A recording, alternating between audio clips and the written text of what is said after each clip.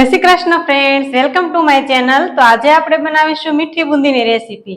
તેને આપણે એકદમ પરફેક્ટ માપ સાથે અને પરફેક્ટ બેટર સાથે તૈયાર કરીશું। તો ચાલો બનાવવાનું શરૂ કરીએ। તે પહેલા જો મારો વિડીયો તમને પસંદ આવતો હોય તો મારા વિડીયોને લાઈક કરજો અને મારી ચેનલને સબસ્ક્રાઇબ કરજો। મીઠી બુંદી બનાવવા માટે મેં અહીં બેસનનો ઉપયોગ કરેલો છે, જે રેગ્યુલર આપણે વાપરતા હોય પેકિંગમાં આવે તે બેસનનો ઉપયોગ કરેલો છે। 1 કપ જેટલો મેં અહીં બેસન લીધો છે, તેને આપણે ચાયણામાં આ રીતે ચાળી લઈશું।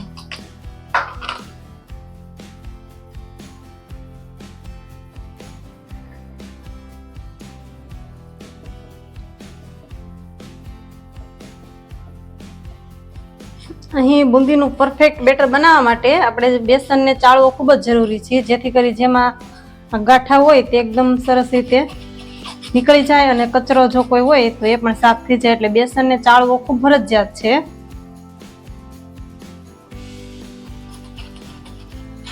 હવે આપણો બેસન એકદમ સરસ ચડાઈ ગયો છે। હવે તેમાં આપણે 1/4 કપ જેટલો 1/4 ટીસ્પૂન બેકિંગ સોડા, જે ખાવાનો સોડા આવે છે, ચપટી જેટલો જ આપણે ઉમેરવાનો છે, તે આપણે ઉમેરી દઈશું, જેનાથી આપણી બુંદી એકદમ સોફ્ટ અને એકદમ ફૂલેલી તૈયાર થશે। હવે મેં અહીં 1/2 કપ જેટલું પાણીનો ઉપયોગ કર્યો છે, તેને આપણે ધીમે ધીમે નાખવાનું છે, એક સાથે બધું નથી નાખી દેવાનું, જેથી આપણું બેટર એકદમ પરફેક્ટ બને। અહીં બેટરની જ ખૂબી છે, જો બેટર સરખું બનશે તો આપણી બુંદી એકદમ સરસ તૈયાર થશે। ગાંઠા વગરનું સ્મૂથ બેટર આપણે તૈયાર કરી લઈશું। હવે અહીં આપણું બેટર સરસ તૈયાર થઈ ગયું છે। તો મારે બેટર બનાવવા માટે 1/2 કપની ઉપર આપણે મેં 4 ચમચી જેટલું, જે આપણે ખાવાની ચમચી આવે એ 4 ચમચી ઉપરથી મેં પાણી નાખ્યું હતું। હવે આવે છે મેન ઇમ્પોર્ટન્ટ પાર્ટ, કે જેને આપણે ખૂબ જ ફેટવાનું છે। ફેટવાથી એમાં હવાના કણ ભરાશે અને આપણું બેટર ખૂબ જ સરસ તૈયાર થશે। આ આપણી મેન વસ્તુ છે। જો આ ફેટશો એકદમ આનો કલર ચેન્જ થઈ જશે તો જ આપણી બુંદી સરસ તૈયાર થશે, અને એને ફેટવું ખૂબ જ જરૂરી છે।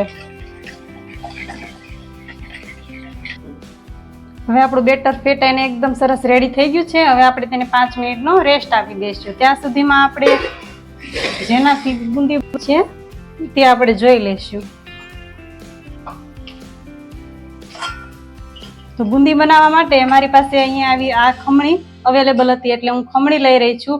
અને જો ખમણી ન હોય તો મારી પાસે એક દેશી જુગાડ છે, જેનાથી તમે સરસ બુંદી બનાવી શકો છો। તો મેં અહીં પ્લાસ્ટિકનો ડબ્બો લઈ લીધો છે, જે બધાના ઘરમાં આસાનીથી હોય જ છે। જે બહારથી આપણે ખાવાનું મગાવતા હોય તેમાં પ્લાસ્ટિકનો ડબ્બો આવતો જ હોય છે। તો આપણે તેને હવે નવી ટ્રીકથી જારો બનાવીશું। તો ચાલો બનાવવાનું શરૂ કરીએ।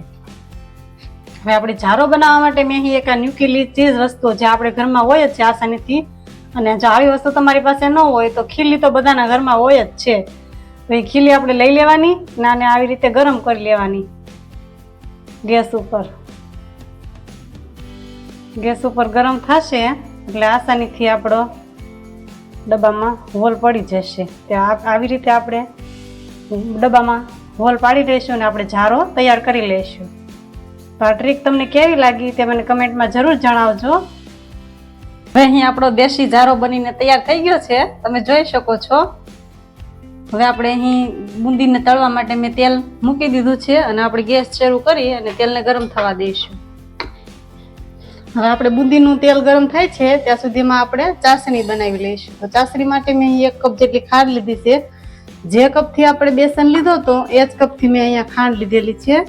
તો છે ને એકદમ સરળ માપ, જે કપથી તમે લોટ લઈ રહ્યા છો બેસન, એ જ કપ પ્રમાણે આપણે ખાંડ લેવાની છે। જેટલું બેસન છે એટલી જ આપણે ખાંડ લેવાની છે, અને તે પ્રમાણમાં જ આપણે પાણી લેવાનું છે।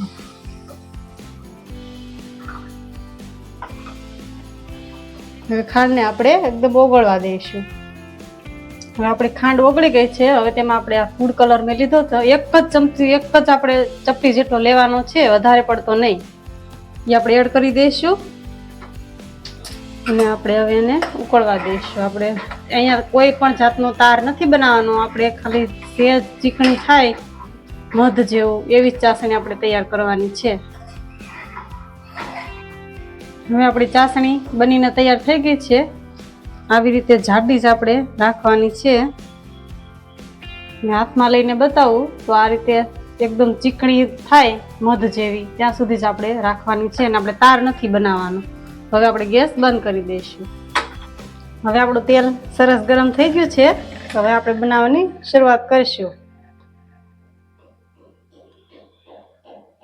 આ રીતના આપણે 1 ચમચા જેટલું બેટર આમાં નાખી દેવાનું છે અને આપણે આને હલાવવાનું નથી, એક જ ડાયરેક્શનમાં આપણે તેને ગુંદી પાડવાની છે. તમે જોઈ શકો છો કે આપણી ગુંદી કેટલી મસ્ત ગોળ ગોળ પડી રહી છે, સરસ. તો આ ટ્રીક તમને કેવી લાગી તે તમે મને કમેન્ટમાં જરૂરથી જણાવજો. અને જો પસંદ આવે તો મારા વિડીયોને લાઈક કરજો અને મારી ચેનલને સબસ્ક્રાઈબ કરજો.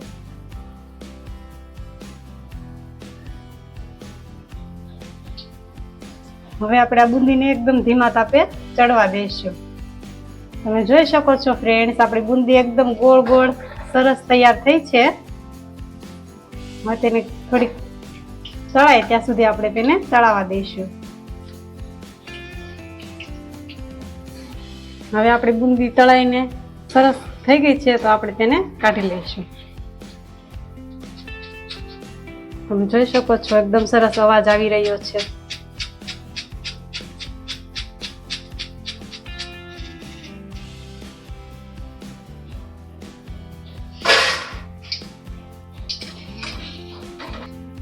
જો ફ્રેન્ડ્સ, આપણે જે બેકિંગ સોડા ઉમેર્યો હતો તેનાથી આપણી બુંદી એકદમ પોચી રૂ જેવી તૈયાર થઈ છે.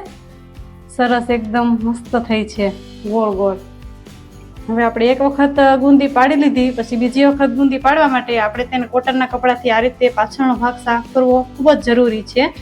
નહીતર બીજી વખત જો ગુંદી પાડશું ને તો તે ગોળ નહીં પડે અને રાઉન્ડ ફરી જશે તેનું સેટિંગ. એટલે આપણે આ રીતના બીજી વખત ગુંદી પાડતી વખતે આપણે આ રીતે કોટનના કપડાથી લૂછી નાખવું અથવા તો પાણીથી સાફ કરી દઉં અને પછી જ બીજી વખત પાડવાની શરૂઆત કરવી. હવે અહીં આપણી ગુંદી ગોળ ગોળ બનીને સરસ તૈયાર થઈ ગઈ છે.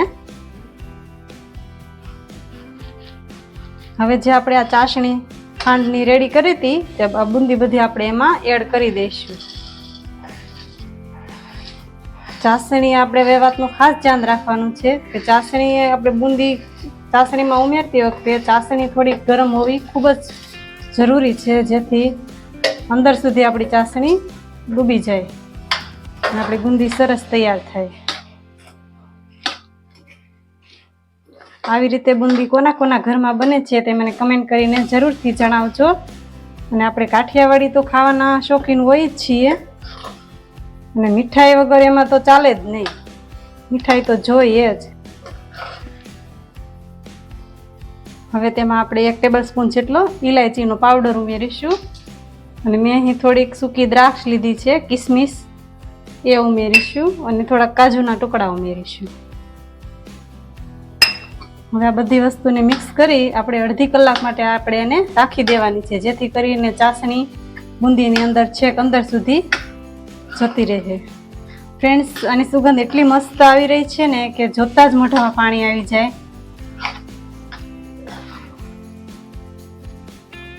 અને બુંદી કોને કોને પસંદ છે તે મને કમેન્ટમાં જરૂરથી જણાવજો. અને જો મારો વિડીયો તમને પસંદ આવતો હોય તો મારા વિડીયોને લાઈક કરજો અને મારી ચેનલને સબસ્ક્રાઈબ કરજો. તો ફ્રેન્ડ્સ, બનીને તૈયાર છે આપણી એકદમ રસીલી મીઠી બુંદી. તો મારો વિડીયો તમને કેવો લાગ્યો તે મને જરૂરથી જણાવજો અને મારા વિડીયોને લાઈક કરજો અને મારી ચેનલને સબસ્ક્રાઈબ કરજો. Thank you.